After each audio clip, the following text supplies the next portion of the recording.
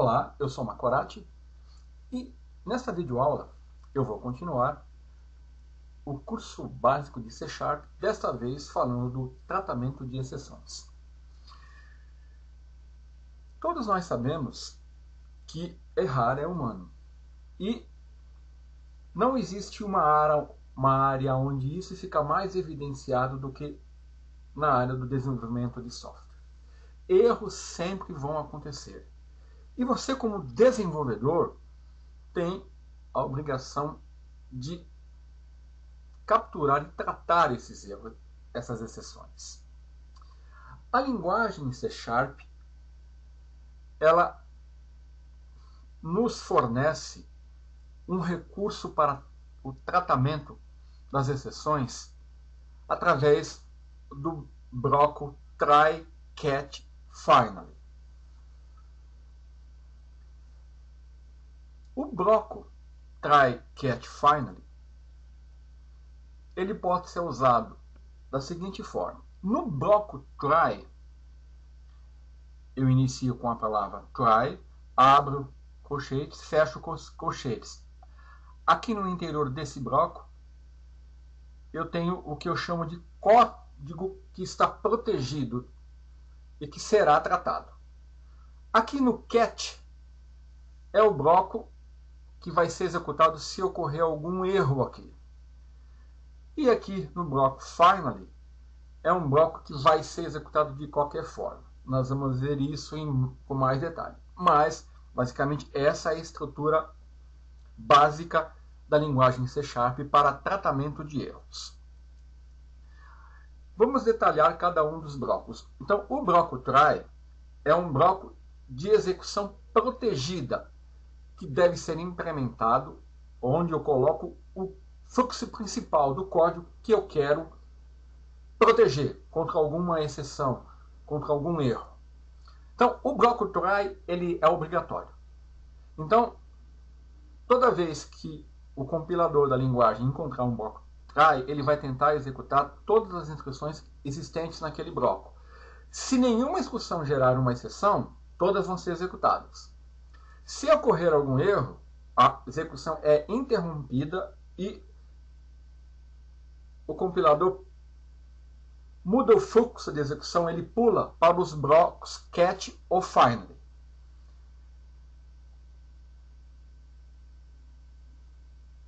E as instruções restantes que existirem no bloco try, elas vão ser ignoradas. Se não houver nenhuma captura da exceção no bloco catch, quem vai capturar vai ser a CLR. E o aplicativo pode abortar ou emitir uma mensagem na tela para o usuário, né, não muito amigável, dependendo do tipo de erro. O bloco catch é o bloco que vai tratar a exceção, tratar o erro. É aí que nós devemos nos antecipar, tá? Prevendo uma situação não esperada. Então, o bloco try ele é opcional. Eu não preciso colocar, eu posso colocar um bloco try, o bloco catch. O bloco catch ele é opcional. Um bloco try ele pode ter mais de um bloco catch. Então,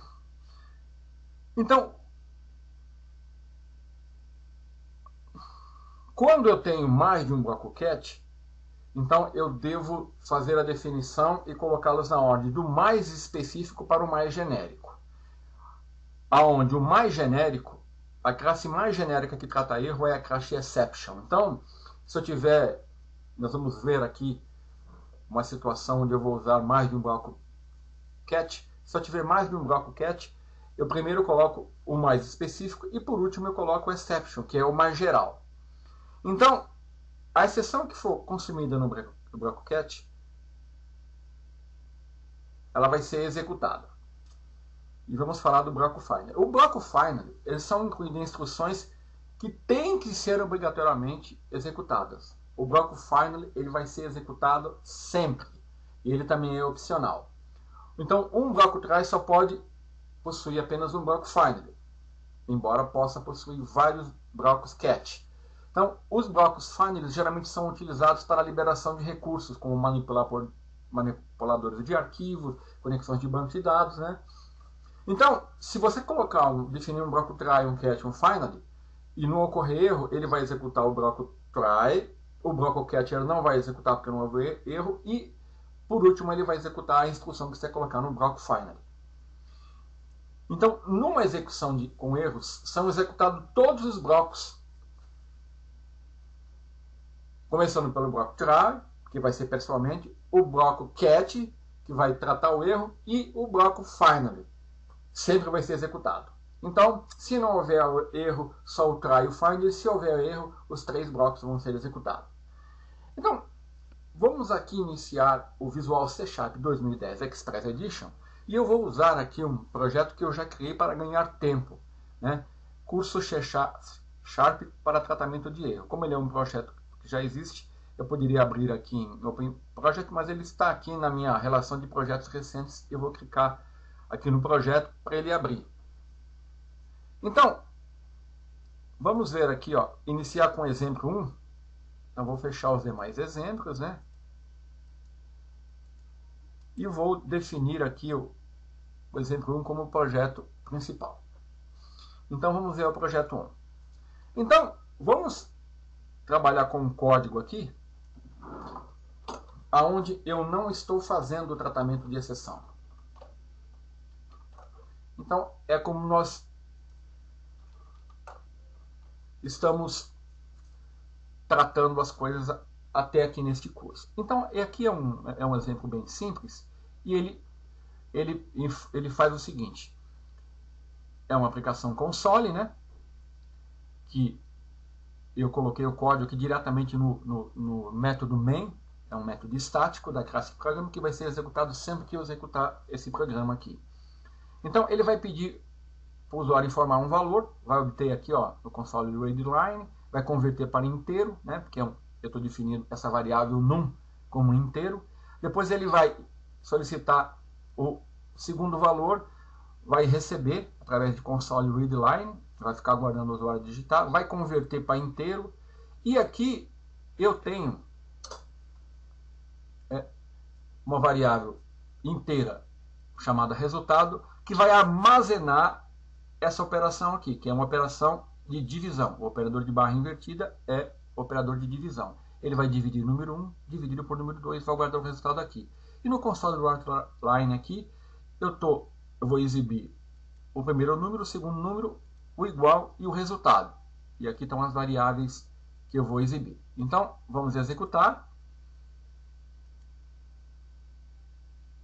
Então, olha, vamos testar. Primeiro número, 20. Segundo número, 5. 20 dividido por 5 vai ser 4. Ó, 20 dividido por 5 é igual a 4. Tudo bem. É um programa que não ocorreu erros. Ocorre que num programa muito simples assim, até nesse programa, eu posso ter situações, né, onde não previstas, ou mesmo erros de lógica, ou erros que o programador comete durante a confecção do software. Isso fica mais sensível de acordo com a complexidade. Então, eu vou mostrar aqui uma situação, embora o exemplo seja bem simples, onde isso ocorre. Então, informe o número 1, 20. Informe o número 2. Vamos supor que o usuário digite 0. Todos nós sabemos que não existe a divisão por 0. Então, o que vai acontecer? Na hora que eu teclar o Enter aqui, olha lá, o compilador reclamou. Então, ocorreu um erro, uma exceção que não foi tratada. Não estava previsto o tratamento aqui. Então, o compilador fala assim, ó, divide by zero exception was 100. Ou seja, ela não foi tratada, né? Então, eu tenho que tratar a divisão por zero. E como que eu faço isso? Olha, usando o bloco try catch. Como nesse caso aqui é um exemplo muito simples, eu vou usar só o try e o catch. O finally, você sabe que ele é opcional. Ele é usado basicamente quando eu quero liberar alguns recursos ou dependendo da situação, quando a situação exigir. Então, eu vou mostrar aqui como tratar o erro. Então, vamos usar aqui o tratamento de erro. Então, ó, eu vou digitar o bloco try,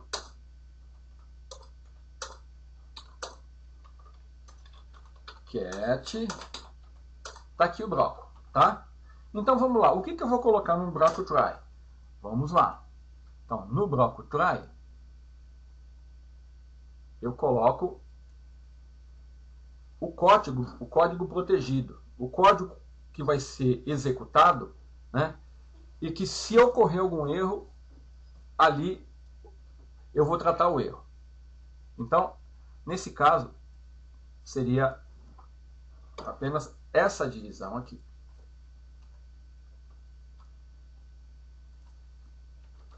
Eu tenho que fazer a divisão e exibir o resultado. Ok?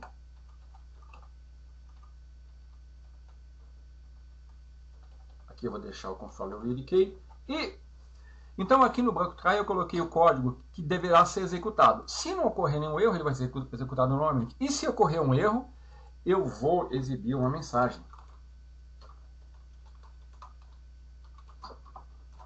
Eu poderia dizer assim, ó, não existe divisão por zero. Essa é uma mensagem bem específica. Eu poderia colocar assim, ocorreu um erro na operação de divisor, é mais genérica. Mas o que importa aqui é o tratamento de erro. Então olha aqui, aqui eu estou usando o bloco try catch. Aqui, olha, eu estou definindo a estrutura de tratamento de erros. Aqui o código vai ser executado. Quando ele chegar, quando o compilador chegar e tentar executar essa operação, se o número 2 for 0, ele vai interromper e vai saltar aqui e vai exibir essa mensagem. Essa linha não vai ser executada. Ele interrompe, cai no bloco catch. E aqui ele vai fazer o que o programador mandar ele fazer. Então, isso aqui é o tratamento de erros. Então, vamos executar. Então, ó, para não perder tempo, 20, 0. Não existe divisão por zero. Muito bem. Tratei o erro e usando o bloco try catch. Ok? Muito simples, né? Então, aqui eu usei esse bloco. O try, onde eu coloquei a rotina a ser executada por sua aplicação, e o bloco executado caso ocorra alguma exceção, que foi exatamente isso que eu mostrei. Então, aqui eu tenho esse exemplo aqui, né? Que eu acabei de mostrar para vocês. Quando eu tenho... Você pode... E quando eu uso o finally? O finally, geralmente eu uso, porque, ó, lembre-se que o finally ele sempre vai ser executado, de qualquer forma. Você quer ver um exemplo disso? Se eu colocar um finally aqui, ó, embora aqui não caiba, né, ele não tem valor nenhum ser colocado aqui, ó. Executei o código do bloco finally. Então, a lógica é, ele vai executar, ocorrer um erro. Se o código for bem sucedido, ele vai executar aqui e vai executar aqui. Vamos mostrar isso também para vocês. Olha lá. Então, ó. Execução sem erro. Ele vai executar o try e o finally. 20 dividido por 5. Olha lá, é 4 e executei o código do bloco finally. Tá? Então vamos agora provocar um erro. Ele vai executar o try, vai interromper, vai executar o catch e vai executar o finally. 20 dividido por 5. Esqueci que aqui eu tenho que provocar o erro. Vamos lá. 20 dividido por 0. Não existe divisão por 0. Executei o código do bloco finally. Perceberam? Então você poderia me perguntar em quais condições eu uso o finally. Vai depender da sua situação. Mas de forma geral, né, eu vou dar aqui tem um exemplo que eu não vou usar aqui porque eu estou trabalhando com aplicações console, e aqui eu vou estar... É um exemplo onde eu tento ler um arquivo. Tá, ó, ele vai receber aqui o nome do arquivo, né?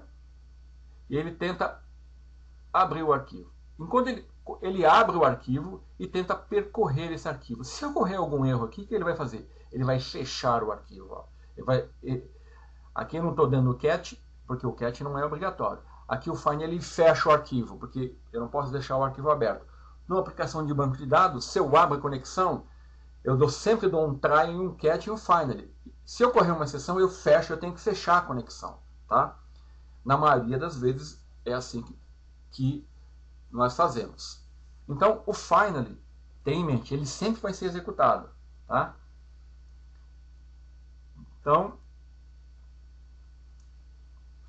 agora vamos àquela situação onde eu vou detalhar mais o meu erro. Aqui, nesse exemplo aqui, né, é um exemplo muito simples, né? Eu apenas aqui eu vou remover o bloco finally aqui, né?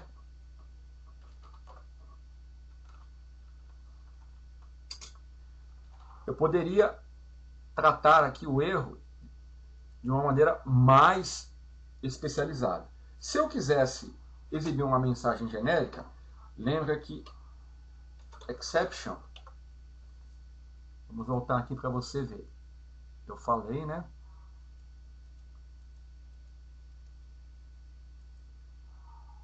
Olha, no bloco cat, ele é opcional. Então, quando eu defino um manipulador de tratamento de erros no bloco cat, eu sempre começo do mais específico ao mais genérico. E o mais genérico é a classe exception.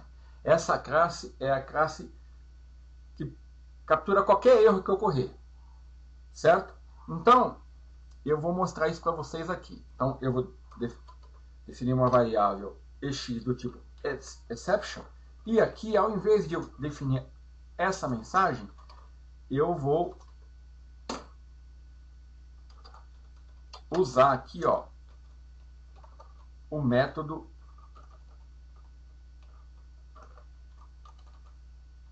message aqui da classe exception.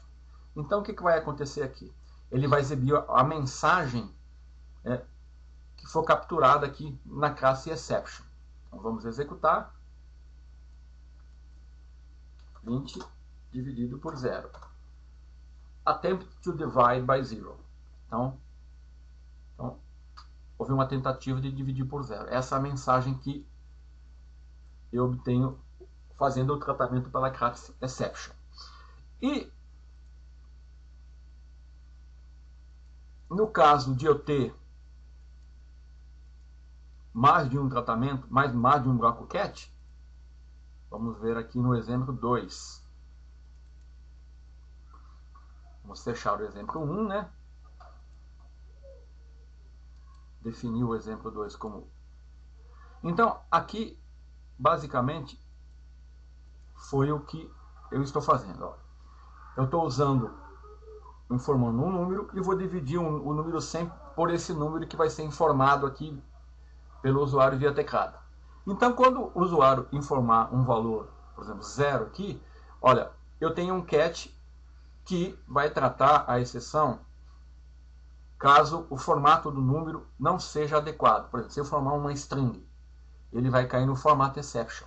Então, formato de número inválido. Se eu tentar fazer uma divisão por 0, eu estou usando aqui a classe divide by 0 exception. Todas as classes ela herdam da classe exception. Então, ela vai lançar, eu vou tratar, eu vou capturar aqui e vou exibir essa mensagem. E, se não for nada disso, eu vou cair no geral. Então, lembre-se, a regra é, eu sempre começo, quando eu tenho mais de um bloco cat, eu posso ter diversos, né? Dezenas de blocos cat, dependendo da situação. Eu já vi programas em Java com dezenas de cats. Porque essa estrutura aqui, ela também é utilizada na linguagem Java, try cat. Acho que o finally não. Bom, então eu estou usando do mais específico, né? Formato inválido, divisão por 0 e a geralzona. Né? Então, eu vou executar aqui. Então eu vou provocar um erro. Opa! Deixa eu colocar aqui que faltou, né? Console. Line. Informe um número. Só para constar, né? Tá, informe um número. Esse número, olha, ele vai ser... O número que eu informar, eu estou dividindo 100 por ele. Então eu vou informar o número 10. O que vai acontecer aqui?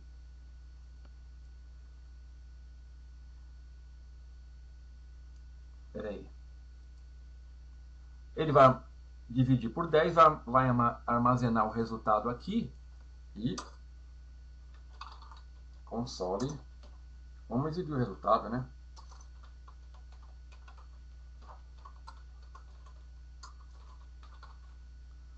O resultado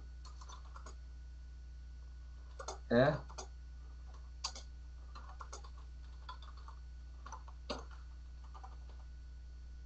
pronto. Então vamos lá. Então, se não houver exceção, ele vai encerrar aqui, né?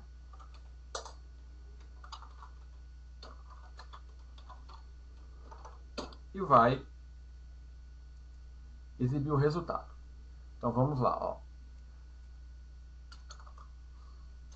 10. O resultado é 10, tudo bem, né? Agora eu vou provocar uma exceção.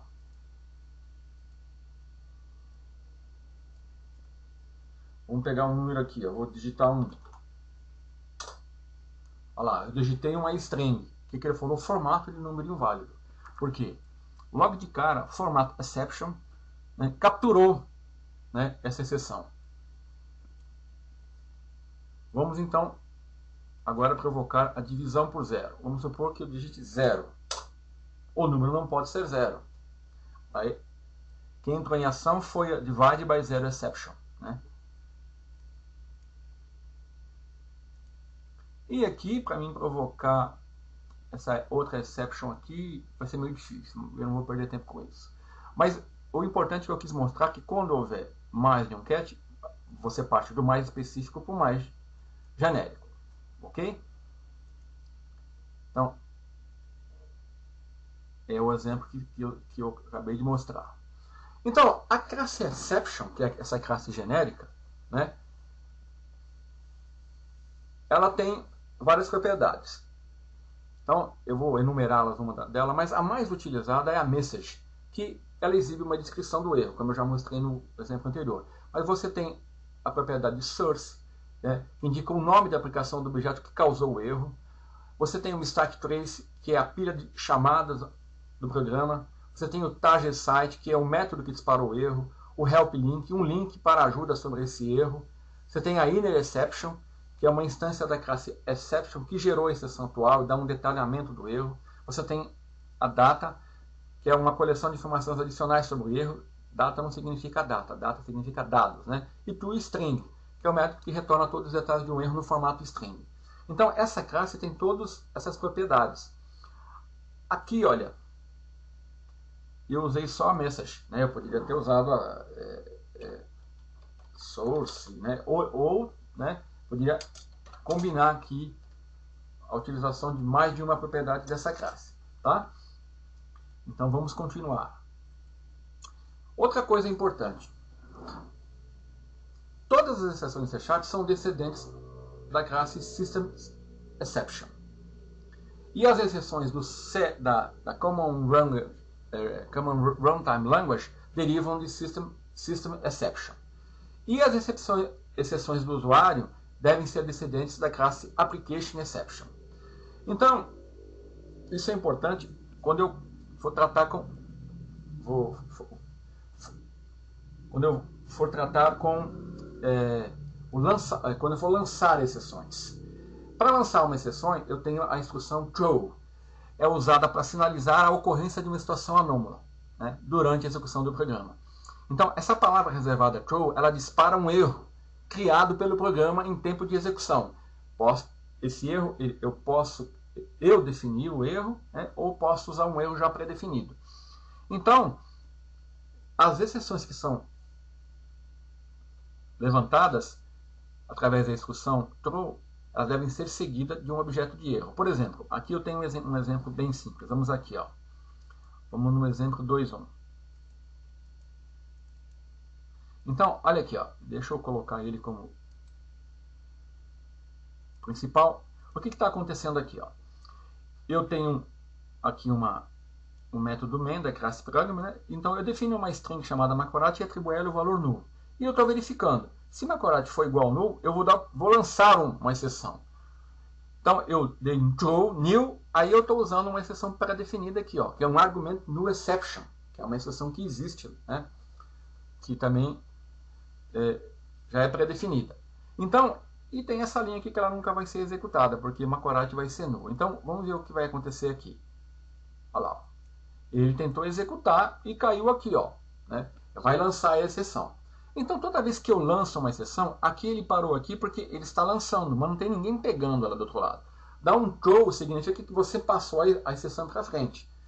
Então, nesse exemplo aqui, olha, eu mostro uma forma onde nós podemos dar um throw e capturar a exceção. Então, deixa eu mostrar aqui para você. Olha, aqui eu defini uma classe chamada cálculo. Né? Essa classe ela tem um método chamado teste. E nesse teste eu tenho um try-catch. Essa classe teste aqui, o que ela está fazendo? Ela apenas, eu defini um vetor, tá? E aqui e eu estou percorrendo esse vetor. Só que, olha, o que vai acontecer aqui? Eu estou provocando uma exceção, né? Eu defini um vetor com 5 elementos. E o contador aqui, ele vai tentar percorrer 10 elementos. Vai ocorrer uma exceção.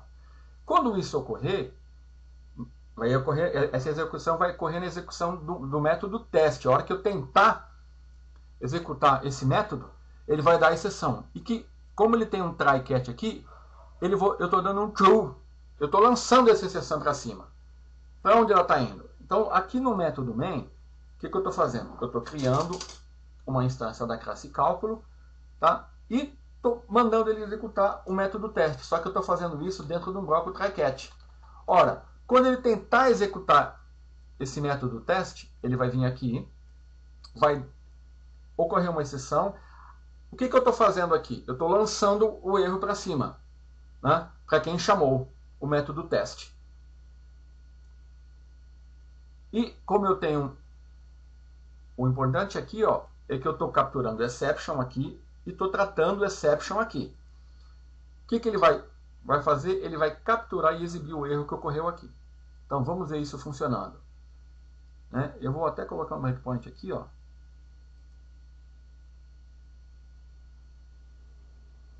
Só que antes disso, eu tenho que definir essa classe aqui como a que vai iniciar. Né?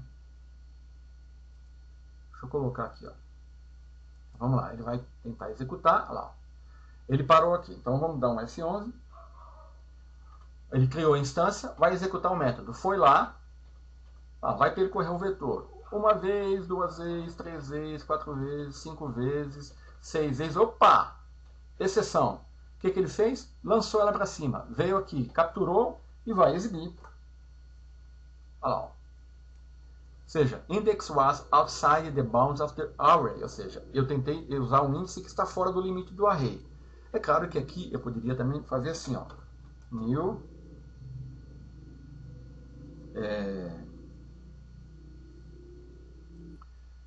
new exception e colocar uma mensagem aqui. Então eu poderia fazer assim, índice do array excede o tamanho do mesmo. Vamos lá. Então, ao invés de eu lançar aquela exceção padrão, eu estou definindo aqui uma mensagem para essa exceção. Então eu vou executar, tá? Ele vai lá criar uma instância de classe cálculo, executar um método, 1, 2, 3, 4, 5. A hora que ele passar no 6, ele vai lançar a exceção. Agora, olha lá, ó. Vem aqui, olha lá, ó. O índice do array excede o tamanho do mesmo. Pronto. Então, eu posso trabalhar dessa forma, usando aqui a palavra reservada throw, certo? Aqui eu tenho esse exemplo, né, que eu mostrei. Bom, eu posso também definir uma nova exceção, né? Então, desde que essa exceção ela herde, né, de application exception, porque, como eu já falei, aqui, olha, as exceções do usuário devem ser descendentes da classe application exception. Então, quando você pode criar uma classe, toda uma classe de tratamento de erros na sua aplicação. Talvez ela exija isso. Então, você vai trabalhar com application exception. E é claro que você pode usar outros recursos que eu não vou detalhar aqui, porque isso é um nível mais avançado. Então, eu defino uma classe, ó, ela está herdando, aqui é a herança, né, de application exception. Então, vamos lá, vamos ao nosso exemplo aqui, o último exemplo que trata disso, que é o exemplo 4. Então, aqui, ó, vamos explicar o programa aqui. Eu criei uma classe que eu chamei exception idade inválida. Esse nome aqui podia ser qualquer outro nome. Mas o importante aqui, ó, tá aqui, os 2 pontos significa a herança, né, implementação da herança, a especificação da herança e a classe base, que é a application exception. Aqui na classe base, o que eu estou fazendo? Eu estou apenas recebendo a mensagem e executando o construtor da classe base, que é dessa classe aqui. Você poderia perguntar, aonde está essa classe? Essa classe, ela faz parte da plataforma .NET, tá? Então você tem acesso direto a ela, né? Vamos organizar aqui os using. Então eu não preciso me preocupar com isso. Então o que vai acontecer? Então, ó, eu vou solicitar uma idade, ele vai converter para int e jogar na variável idade. E eu vou verificar, se a idade for menor que 18, eu vou dar um true new, vou lançar uma exceção aqui, né? Da exception em idade inválida. Falar idade mínima 18 anos, ele vai lançar essa exceção. Aqui no meu fluxo, o erro ele vai interromper aqui, né? Porque quando eu lanço uma exceção, alguém do outro lado tem que capturar. Geralmente, quem captura a exceção é o programa que chamou o código que causou a exceção, tá? Então, vamos lá. Então, eu vou executar o programa. Opa! Só que eu tenho que, novamente, né, definir esse programa como um programa principal.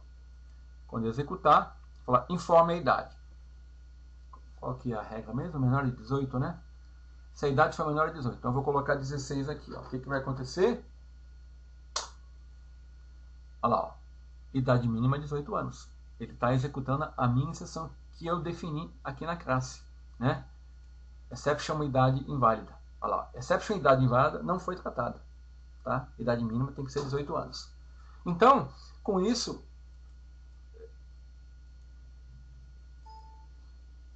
a linguagem C#, ela tem um poderoso recurso para tratamento de erro, que te dá diversas possibilidades, né? Até mesmo você criar as suas próprias exceções. Aqui é o exemplo que eu mostrei, né? E, então, aqui eu já falei da classe exception, né? Então, existem diversas classes de exceções, né? Então, por exemplo, a classe SQL exception encontra-se um namespace System Data SQL Client. Cada namespace, né, dependendo a que grupo ele pertence, possui seu grupo de exceções. Então, para mim visualizar no Visual Studio 2010, infelizmente aqui no Visual C#, se eu for aqui em Debug, ó, eu não tenho a opção Exceptions aqui, tá? Mas no Visual Studio eu tenho. Então, é só ir lá, na opção Debug, vai ter uma opção Exceptions. Se você clicar, vai aparecer aqui essa janela, e lá você vai ver as Exceptions. Então, olha, as mais comuns, olha, são, ó, Format Exception, Divide by Zero Exception, Index Out of Origin Exception, Invalid Cast Exception, né, que ocorre quando uma conversão direta não é possível. Aqui, ó, Index Out of Range Exception, ocorre quando o índice de array está fora dos limites, que é aquele erro que nós vimos no exemplo anterior. Overflow Exception, um número muito grande, você define um int e tenta guardar lá um número muito maior do que a capacidade do inteiro. File Not Found Exception é quando o arquivo não é encontrado. SQL Exception ocorre quando um problema, né, na operação SQL Serve. OLEDB Exception, né, e assim por diante. Para encerrar, eu tenho aqui uma tela obtida ali do Visual Studio com a relação das exceções, né, as descrições, o exemplo. Então, dessa forma, nós vimos que o tratamento de exceções na plataforma .NET e na linguagem C#, ela é muito simples e poderosa. E eu espero que, a partir de agora, você passe sempre a tratar suas exceções usando o bloco try, catch ou try, catch, finally, né? E procurando se aprofundar, né? Mas mesmo que você não use recursos poderosos, sempre usar um bloco try, catch, onde a execução de um código possa indicar a possibilidade de um erro, mesmo se você exibir uma mensagem aqui padrão, é melhor do que o erro estourar na tela, né, ou estourar na sua aplicação. É claro que em aplicações profissionais você deve realizar um tratamento de erro realmente depurado. Então, dessa forma, eu mostrei para vocês, né, de uma forma básica, como que podemos realizar o tratamento de exceções na linguagem C# usando o bloco try, catch, find. Até a próxima videoaula.